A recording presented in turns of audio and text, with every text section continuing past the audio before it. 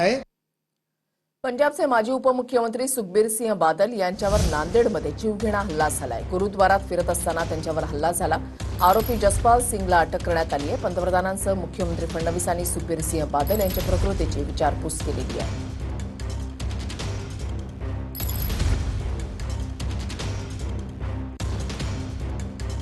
पंजाबचे माजी उपमुख्यमंत्री सुखबीर सिंह बादल यांच्यावर नांदेडमध्ये जीवघेणा हल्ला झालेला आहे।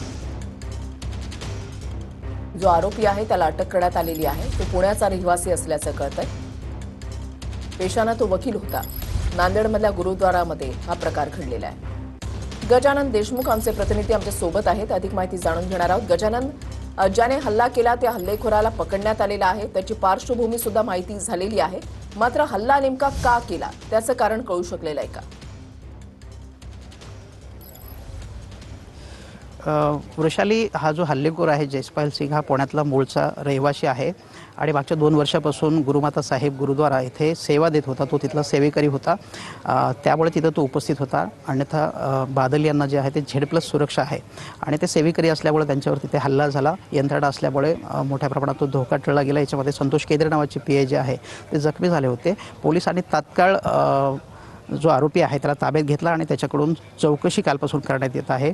आणि त्याचं म्हणणं असं आलं आहे की पोलिसांची जे इंट्रोगेशन झालं त्याच्यामध्ये असं म्हटलं गेलं की पंजाबमध्ये मोठ्या प्रमाणात गुन्हेगारी वाढली, ड्रग्सचं प्रमाण वगैरे वाढलं आणि त्यामुळं मी जो आहे तो हे झालेला आहो आणि म्हणून त्या पद्धतीचा मी हल्ला केला आणि मी स्वतः सरेंडर झालो। ज्यावेळेस तिथं सगळी पोलीस यंत्रणा होती त्यावेळेस त्यांनी सरेंडर असं स्वतः सांगितलं आणि तो ताब्यात जो आहे तो पोलिसांच्या झाला आणि यातून हा हल्ला झाला आहे असं सांगितलं झालं असलं तरी पोलीस या अनुषंगानं वेगवेगळ्या अंगानं जे आहे ते तपास करतायत। वेगवेगळ्या एजन्सीजच्या मार्फत ATS असेल किंवा इतर ज्या एजन्सीज आहे या एजन्सीच्या मार्फत जे अधिक तपास करतात की हा आरोपी कुठल्या संघटनेशी संबंधित आहे का किंवा काय, या मागचा नेमका हल्ला करण्यामागचा उद्देश काय होता हे सगळं आता तपासलं जात आहे।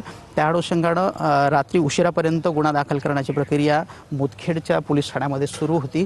नेमका कुठला गुन्हा दाखल केला त्याच्यावर या संदर्भातली अधिकृत माहिती अद्यापर्यंत मिळाली नाही आहे, पण रात्री उशिरापर्यंत गुन्हा दाखल करण्याची प्रक्रिया सुरू होती। त्याला ताब्यात घेतलं आहे आणि आणखीन एजन्सीज वेगवेगळ्या कारणाने जे आहे ते तपास करत आहेत। महाराष्ट्र राज्याचे मुख्यमंत्री देवेंद्र फडणवीस यांनी सुद्धा या प्रकरणामध्ये लक्ष घातलं असून कसून चौकशी करावी, वेगवेगळ्या एजन्सीमार्फत चौकशी करावी असं सांगितलं होतं। काल सुखबीर सिंग बादल यांच्या परिवाराशी त्यांनी स्वतः बातचीत केलेली आहे। त्यांची सगळी प्रकृतीची जी आहे ते माहिती घेतली आहे। देशाच्या पंतप्रधानांनी सुद्धा त्यांच्या कुटुंबियाकडे फोन करून त्यांच्या प्रकृतीची माहिती घेतल्याची सगळी माहिती जी आहे ते समोर आली होती आणि या अनुषंगानं आता त्यांची प्रकृती स्थिर आहे असं सांगितलं जातं। आणि या हल्ल्यामध्ये जे PI माहितीसाठी